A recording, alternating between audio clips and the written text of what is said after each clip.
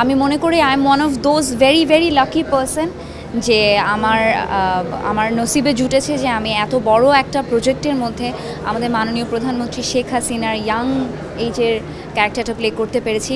নুসরাত ফারিয়া দেশের শোবিজ অঙ্গনের এই অভিনেত্রী বিগত ১৫ বছর আওয়ামী লীগ ঘনিষ্ঠ হিসেবে ছিলেন বেশ পরিচিত। প্রভাব বিস্তার করে নিয়েছিলেন সরকারি সুযোগ সুবিধা। আওয়ামী লীগের বিভিন্ন নির্বাচনী প্রচারণায়ও ছিলেন সরব।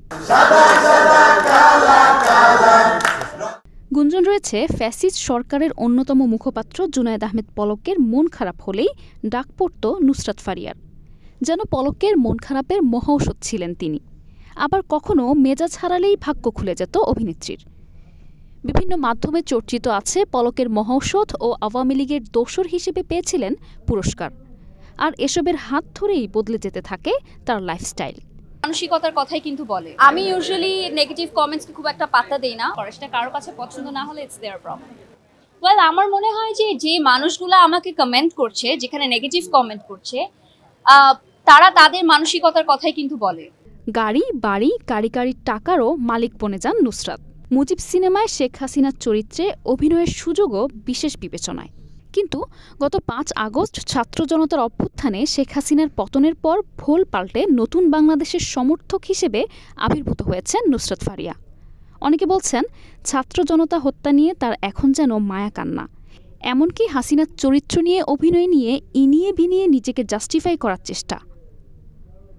সামাজিক যোগাযোগ মাধ্যমে যত আলোচনা সমালোচনা তার একটি নুসরাত ফারিয়াকে নিয়ে।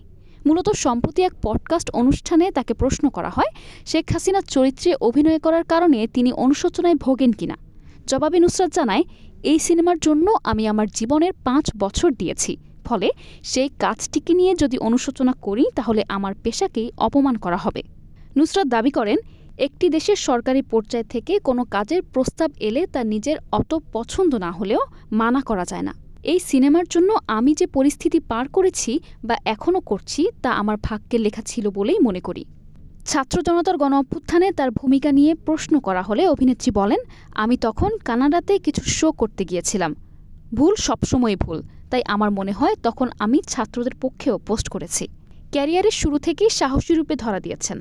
খোলামেলা পোশাকের কারণে বিভিন্ন সময় নেটিজেনদের তোপের মুখে পড়তে হয়েছে নুসরাত ফারিয়াকে।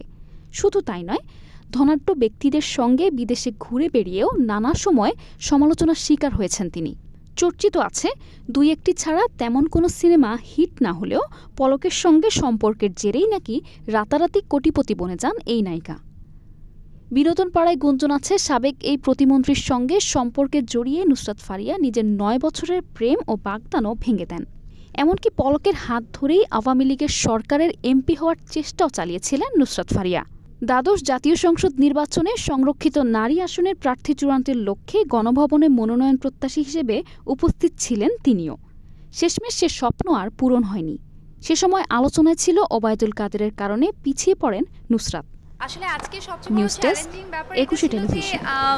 ঠিক আমার পেছনের সিটে আমাদের মাননীয় প্রধানমন্ত্রী বসছিলেন এবং আমি পুরোটা সময় যতগুলো